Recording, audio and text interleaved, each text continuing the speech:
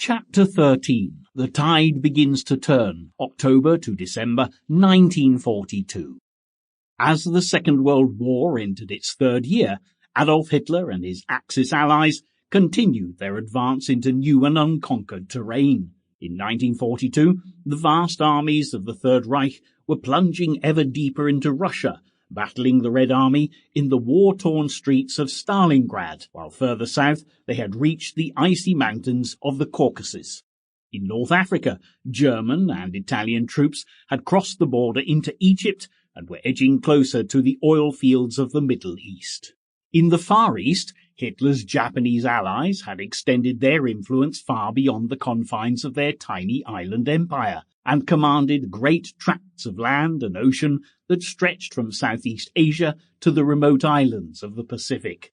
Millions of people were to suffer unimaginable horrors as the Axis powers encircled the globe, casting a rain of fear and terror across every nation they occupied.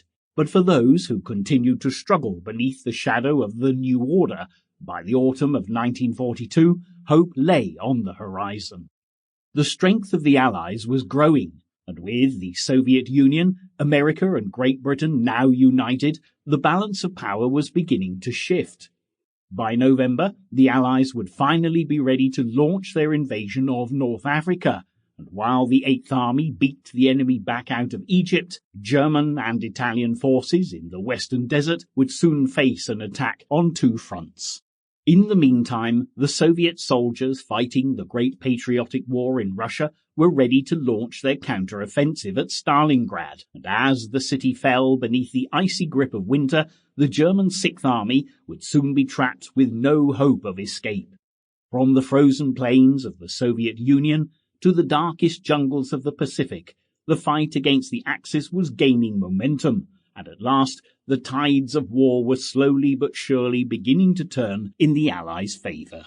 No one could have foreseen, however, the speed at which Japan would create its new empire, and by 1942 the eastern enemy had claimed territory which stretched out from the western border of Burma at the gates of India to the freezing Aleutian Islands near Alaska, and had conquered islands as far south as New Guinea and the Solomon Islands in the South Pacific. While the conquests mounted by 1942, some felt that more should be done in the Pacific theatre of war, and American naval commanders were particularly keen that the attack on Pearl should be avenged. Determined to strike back at the Japanese, Admiral Ernest King insisted that an offensive should be launched on the island of Guadalcanal, which was part of the Solomon Islands to the northeast of Australia. The Japanese had begun building an airfield here, and their presence in the area was posing a considerable threat to Australian ports. King was concerned that the sea routes between Australia and America would soon be severed, and with troops already arriving in the Pacific, this could have grave consequences for the possibility of an Allied counterattack.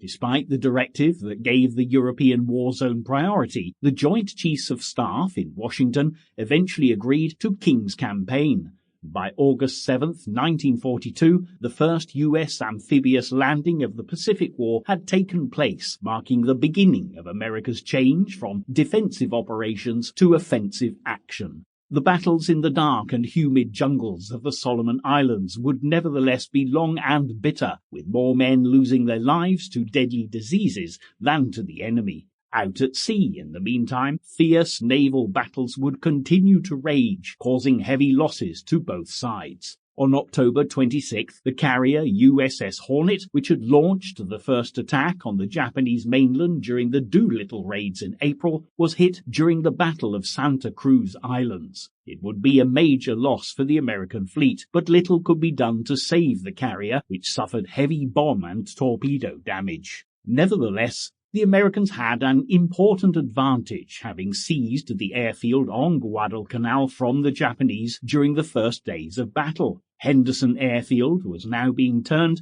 into a sizable airbase and would pose a considerable threat to any attempts by the enemy to ship fresh troops to the island. As the Americans continued their grueling battle for supremacy, the Japanese prisoners mounted, and by December it was evident that King's campaign in the Solomon Islands had been a success. While the enemy retreated further back towards the west Sample complete. Ready to continue?